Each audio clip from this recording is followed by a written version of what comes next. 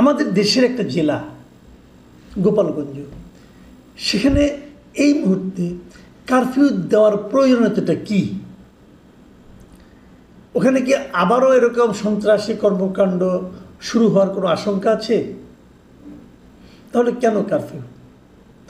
একটা কারণ হতে পারে যে যারা সন্ত্রাসী কর্মকাণ্ড করেছিল বলে প্রশাসন অথবা আইন শৃঙ্খলা বাহিনী মনে করছেন, তাদেরকে ধরার জন্য কারফিউ, তারা যাতে কোথাও পালিয়ে যেতে না পারে এই জন্য সেখানে কারফিউ দেওয়া হয়েছে। এটা হতে পারে। সেটা যদি হয়, এর মধ্যে গ্রেফতার কত হয়েছে এবং যাদেরকে গ্রেফতার করা হয়েছে তারাই কি ওই ঘটনা ঘটানোর জন্য দায়ী ছিল প্রকৃতপক্ষে? বিভিন্ন জন কিন্তু এরই মধ্যে বলা বলি করছেন, গোপালগঞ্জের লোকজন, বিভিন্ন পত্রপত্রিকায় যেগুলো আমি পড়েছি, যে আওয়ামী লীগ অথবা ছাত্রলীগের সঙ্গে যারা সরাসরি জড়িত ছিলেন, যারা বড় বড় নেতা ছিলেন, তারা কেউ এলাকায় নেই এবং তাদের আশঙ্কা যে এই কারফিউর মধ্যে গ্রেফতারের নামে আসলে নিরীহ মানুষকে হয়রানি করা হবে, তাদেরকে গ্রেফতার করা হবে, তাদেরকে হয়রানি করা হবে। এটা তাদের আশঙ্কা। এই আশঙ্কা বাস্তবে না হোক এটি আমরা চাই, কিন্তু আমরা কি চাই বা না চাই তার উপর ভিত্তি করে কি ঘটনা ঘটে না। আমরা কি চেয়েছিলাম যে গোপালগঞ্জে এই ধরনের একটা ঘটনা ঘটুক? কেন ঘটলো এটা নিয়ে আমি গত দুদিন ধরে অনেকবার বলা বলি করেছি। একটা কথা ভাবুন, ওখানে একটা পদযাত্রা হয়েছে, তারা যদিও এটাকে নাম চেঞ্জ করে সারা দেশে সব জেলার জন্য তারা করেছে পদযাত্রা, আর গোপালগঞ্জের জন্য করেছে মার্চ টু গোপালগঞ্জ, মানে গোপালগঞ্জের অভিমুখে তারা যাবে, বিশাল কিছু করবে।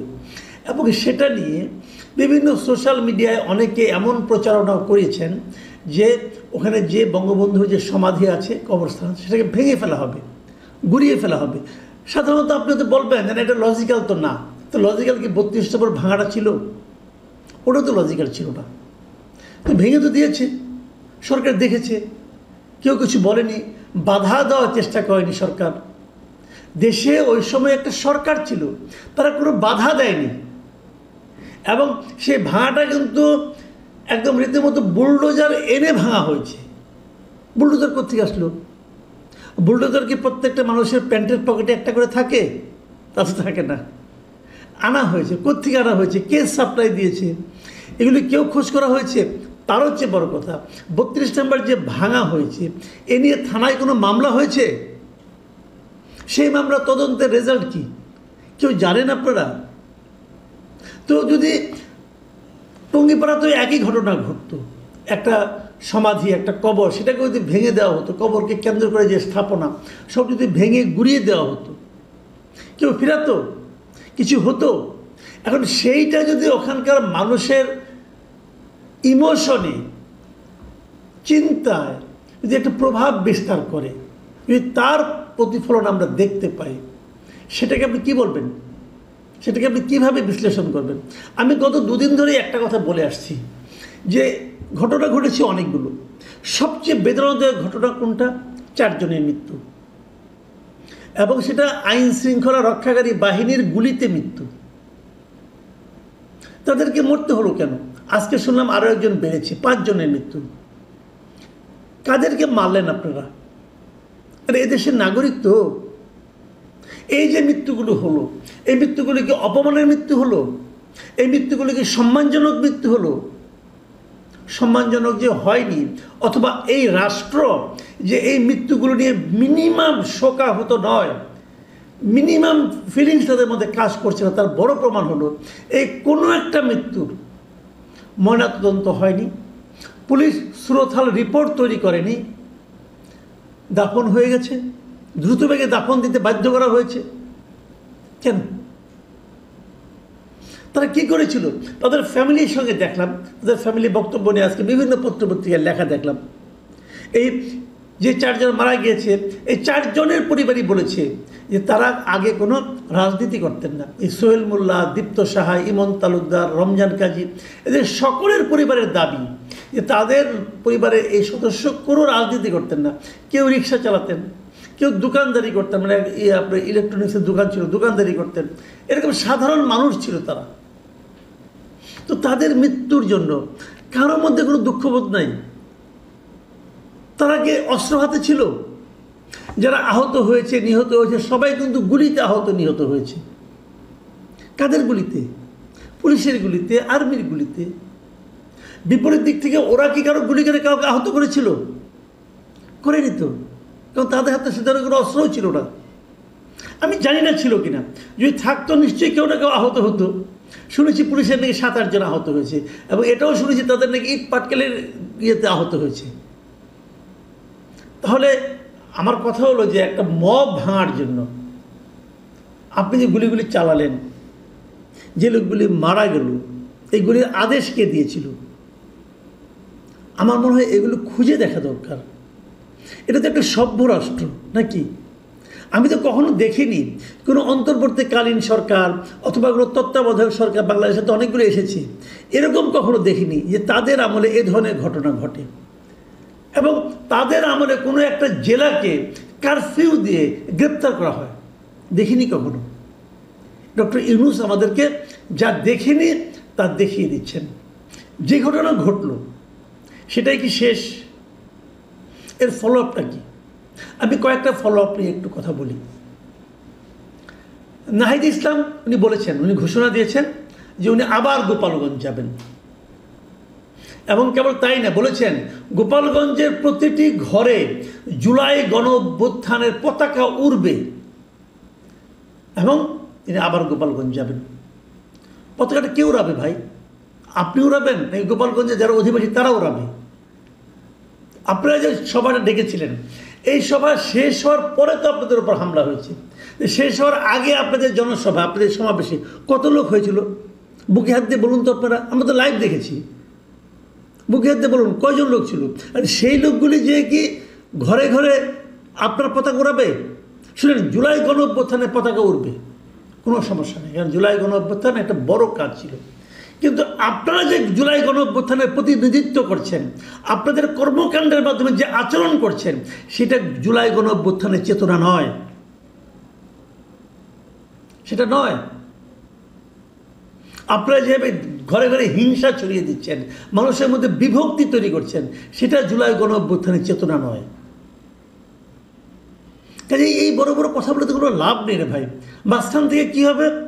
এই জাতির, এই রাষ্ট্রের আরও কয়েক কোটি টাকা খরচ হবে। কত টাকা খরচ হয়েছিল এই আপনার নাহিদ ইসলামদের এই যে মার্চ টু গোপালগঞ্জের এই অনুষ্ঠান, এই ব্যর্থ প্রজেক্টের জন্য কত টাকা খরচ হয়েছে? কেউ হিসাব দেবে? আমি একটা হিসাব করার চেষ্টা করেছি বিভিন্ন জনের সঙ্গে কথা বলে। দেখুন, বাংলাদেশে যখন নাকি রাষ্ট্রপতি কোনো ঢাকার বাইরে কোথাও যান, অথবা প্রধানমন্ত্রী কখনো ঢাকার বাইরে কোথাও যান, কত টাকা খরচ হয়? রাষ্ট্রপতি গেলে প্রতি ঘন্টায় 72 লক্ষ টাকা খরচ হয়, এবং প্রধানমন্ত্রী গেলে প্রতি ঘন্টায় 81 লক্ষ টাকা খরচ হয়। আর এরা যে অনুষ্ঠানটা করেছে সেখানে ওই রকমই কিন্তু নিরাপত্তা ছিল। বরঞ্চ আপনার এই যে এপিসি যেটাতে আমরা সাজোয়া যান বলেছি, এই এপিসি অনেক সময় যায় না প্রাইম মিনিস্টার এবং ইয়ের সঙ্গে, প্রধানমন্ত্রীর সঙ্গে, ইয়ের সঙ্গে, প্রেসিডেন্টের সঙ্গে, ওদের সঙ্গে গিয়েছিল। কত খরচ হয়েছে? আমাকে একজন যিনি হিসাব দিলেন, এটা প্রায় 8 কোটি টাকার মতো খরচ হয়েছে সরকারের। তো এবং আরও কি নতুন নতুন, আমাকে একজন চ্যালেঞ্জ করে বললেন যে আপনি কখনো দেখেছেন যে কোনো রাজনৈতিক নেতৃবৃন্দ এপিসিতে ওঠার সুযোগ পায় অথবা তাকে উঠানো হয়? আমাদের এখানে হাসনাত সার্জিসদের উঠানো হয়েছিল, ওটা করে তাদেরকে রেস্কিউ করা হয়েছিল। আচ্ছা, ওর বাইরে যারা ছিল, পুলিশ ছিল, আর্মি ছিল, তারা তো এপিসির বাইরেই ছিল, তাদের জীবনের নিরাপত্তা প্রয়োজন ছিল না, তো ওনাদেরকে তুলতে হলো কেন? একটা অনিবন্ধিত রাজনৈতিক দলের এই ধরনের একটা আবদার, একটা জেদ পূরণের জন্য রাষ্ট্রে এত কোটি টাকা খরচ হলো। ওনারা আবার যাবেন, আবার সেই জেদ করবেন, আবার যাবেন। এবার হয়তো আরও লট বহন নিয়ে যাবেন, আরও বেশি সাজোয়া যান নিয়ে যাবেন, হয়তো সাজোয়া যানের মধ্যে বসে বসেই বক্তৃতা করবেন, কি করবেন জানি না, আরও খরচ হবে। এবার হয়তো পারবেন, প্রতিটা ঘরের সামনে যদি পুলিশ রাখেন, আর্মি রাখেন, হয়তো তারা সেই ফ্ল্যাগ উড়াতে পারবেন। এসে বলবেন যে শেখ মুজিবের জন্মস্থানে প্রত্যেকটা ঘরে যে বাদের মানে মুর্দাবাদ করে বলে এসেছি এবং তাদের সেই ফ্ল্যাগ উড়িয়ে এসেছি। কিন্তু এতে সবচেয়ে বড় কথা হলো কি, এতে লাভটা কি হবে? এই যে হাসনাত আবদুল্লাহ বললেন যে মুজিবের জন্মভূমিতে দাঁড়িয়ে মুজিববাদ মুর্দাবাদ বলে এসেছি, এতে জাতির লাভটা কি হয়েছে ভাই?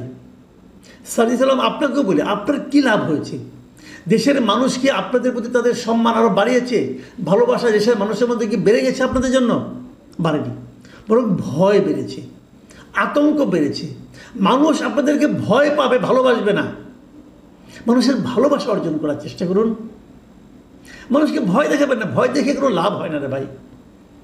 শেখ হাসিনা মানুষকে ভয় দেখাতো, কিছু হলে ধরে নিয়ে যাবো, মেরে ফেলবো, কেটে ফেলবো, এদের ভয় দেখাতো। সেই ভয়ের রেজাল্ট কি হয়েছে আপনারা জানেন।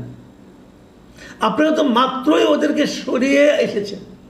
আপনাদের মধ্যে এই চিন্তাগুলো এত দ্রুত কীভাবে মানে আপনারা ভুলে যান কীভাবে, এটা তো বুঝি না। এটা তো দগদগে ঘাড় মতো আপনাদের সামনে একটা উদাহরণ আছে। সেই উদাহরণ থেকে কেন আপনারা শিক্ষা নেন না? আপনারা শেখ হাসিনার বিরুদ্ধে লড়াই করেছেন, শেখ মুজিবের বিরুদ্ধে নয়। শেখ মুজিব এবং শেখ হাসিনা এক নয়। শেখ হাসিনার আওয়ামী লীগ এবং বঙ্গবন্ধুর আওয়ামী লীগ এক নয়।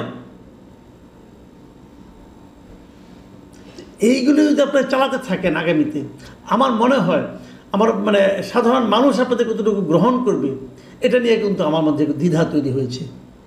আমি অবশ্যই চাইব যে এই এনসিপি সাধারণ মানুষের মনের মধ্যে ঢুকে যাক। আমরা চাইব, আমরা সবসময় একটা বিকল্প রাজনৈতিক শক্তি খুঁজেছি, আমি নিজেও খুঁজেছি। আমি চেয়েছি যে এই তরুণরা ভালো কিছু করুক। সেই সম্ভাবনা আপনারা নিজেরাই নষ্ট করে দিয়েন না প্লিজ। হিংসা তৈরি করে কিছু অর্জন করা যায় না। মানুষকে ভালোবাসতে উদ্বুদ্ধ করুন।